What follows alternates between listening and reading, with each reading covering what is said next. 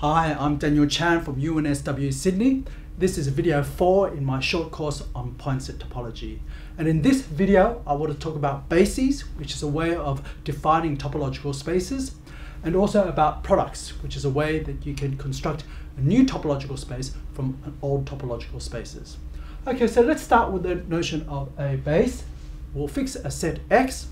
And the idea behind this is, well, how do we define the Euclidean topology? Okay, we define open sets, but to define open sets, we defined epsilon balls first.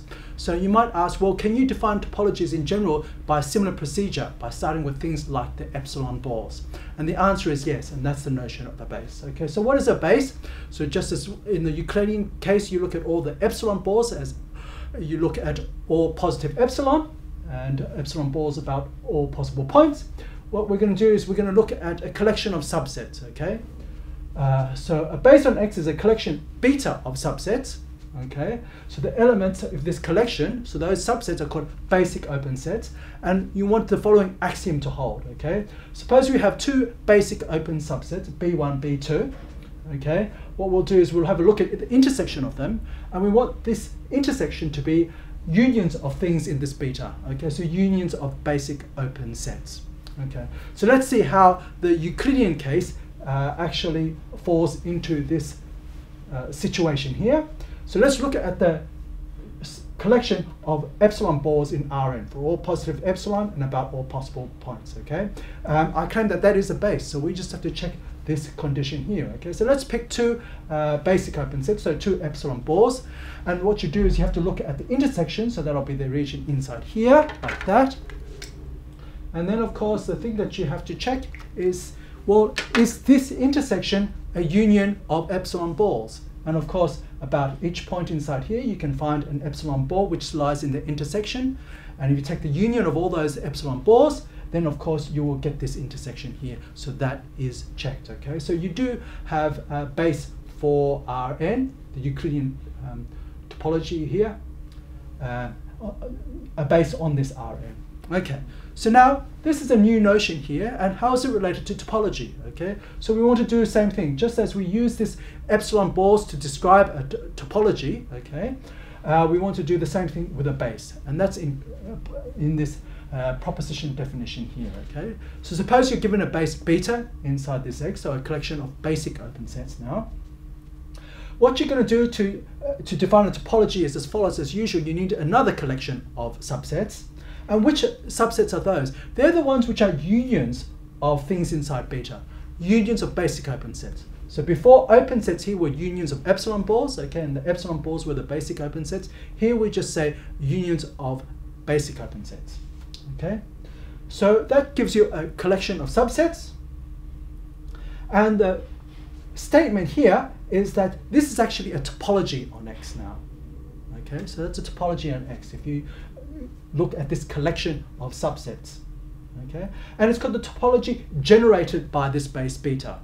Okay, so if you're given the base, you can generate a topology using this way by looking at unions of elements in that base.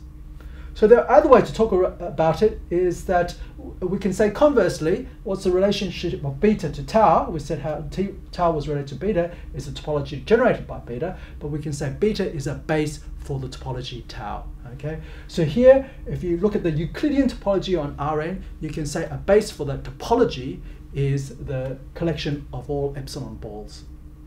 Okay, so let's have a little think about why this ought to be true. I'm not going to give you the proof of this, but it's fairly similar to the proof that you have a topology in the Euclidean case.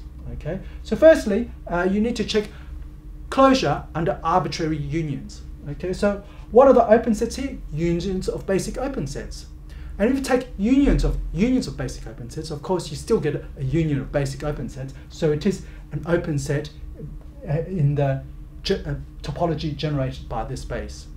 And now the other thing you have to check is, suppose you have a finite collection of open sets. Okay, so they're each unions of basic open sets. Okay, you've got a finite number of them, and you intersect them. Okay, you have to check that that's also open in this sense, so that's a union of basic open sets.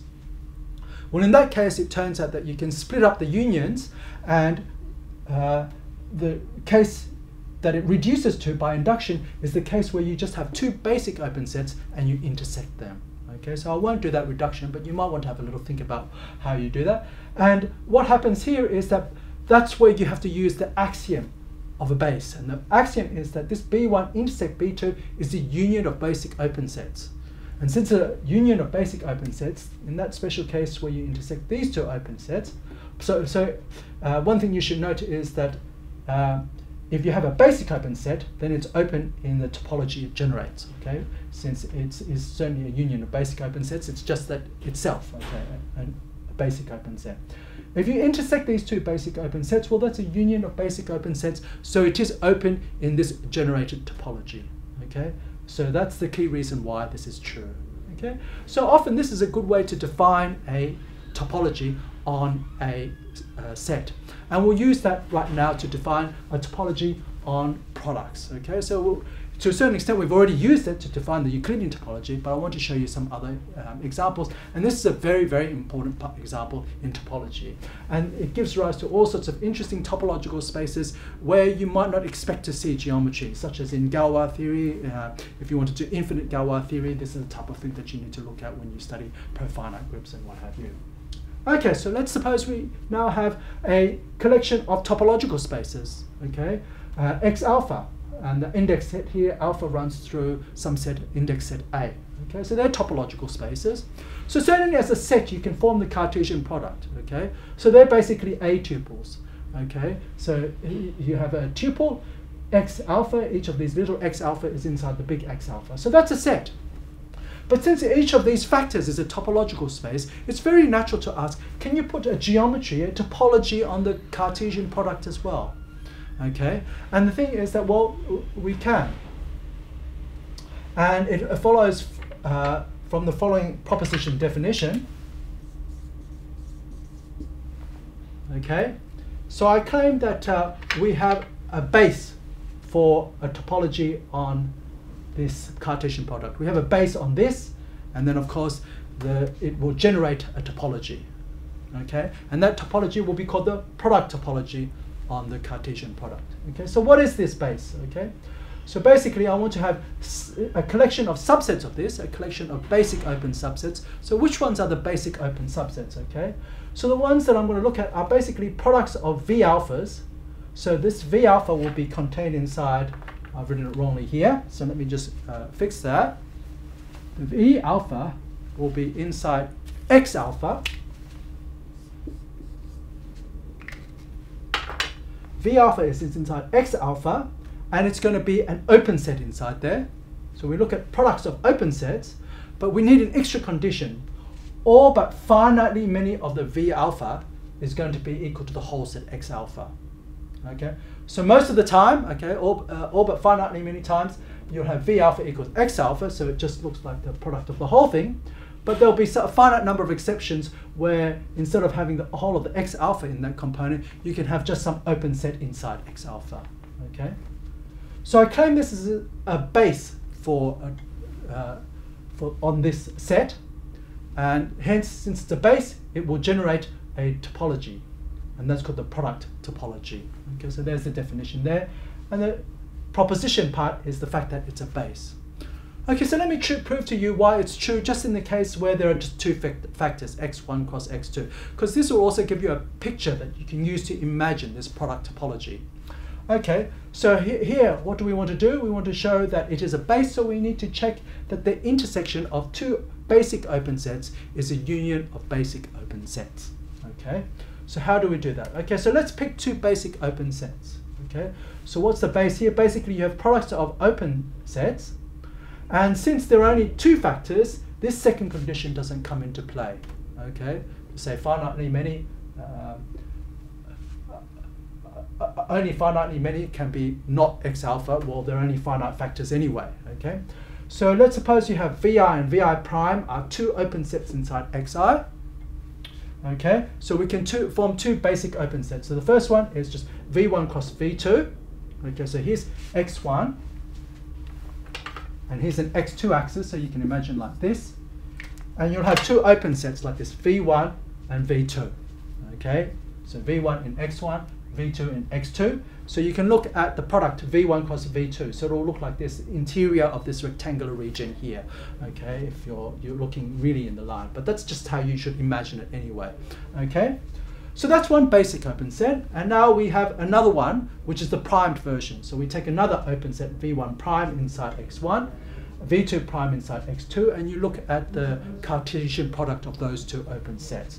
So what will you get? You'll get something which looks maybe something like this.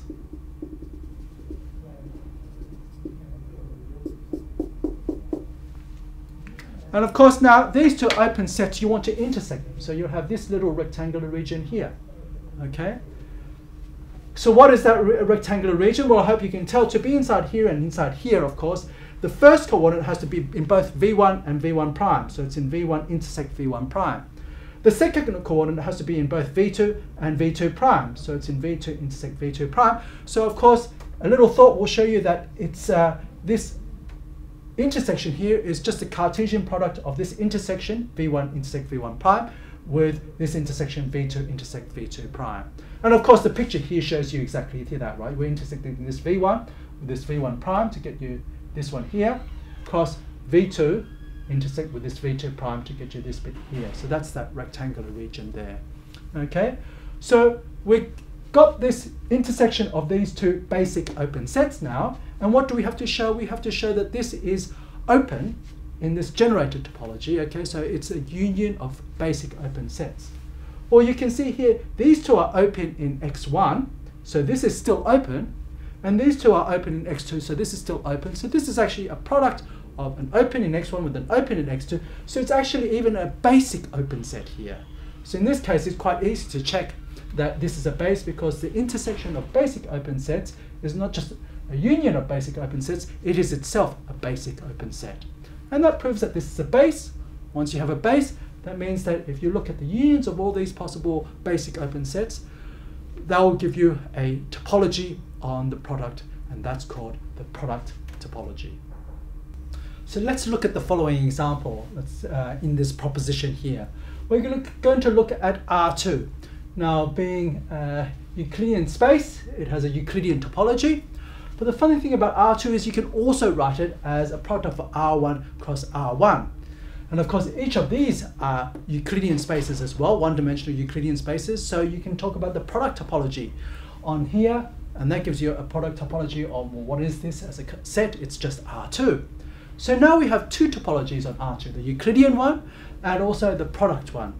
And this proposition that tells us that fortunately these two topologies are the same. So let's just check why that's true. Okay, so we're going to basically do what? To say that the topologies are the same, that means that it doesn't matter whether you talk about opens in the Euclidean topology, that's the same thing as talking about opens in the product topology. So we'll look at the basic open sets in the Euclidean topology first. We'll look at epsilon bores. Okay, so here's an epsilon bore inside R2. And we want to firstly say that this is open inside the product topology. To be open inside the product topology, that means that it's a union of basic open sets when we use the product topology. Okay, so let's see how that's true. Okay, so let's pick any point inside this epsilon bore. And you can see pictorially, and it's easy enough to prove, that you can put a little rectangle around it with vertical and horizontal sides like that. Okay, so this is of course a basic open set in the product topology. Okay, so it's a basic open set which is a neighborhood of this point.